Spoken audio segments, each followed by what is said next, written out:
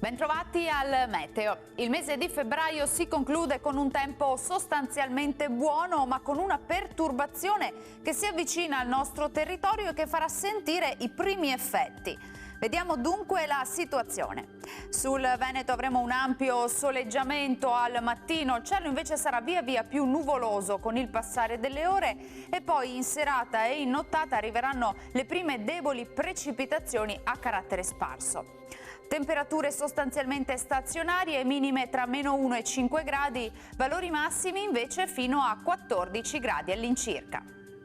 Tempo stabile sul Friuli Venezia Giulia con sole prevalente, ma anche qui con più nubi dalle ore pomeridiane e con qualche pioggia poi dalla notte.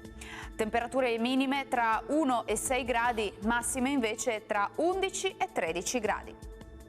Uno sguardo infine al Trentino Alto Adige, bel tempo con tanto sole e cielo al massimo poco nuvoloso.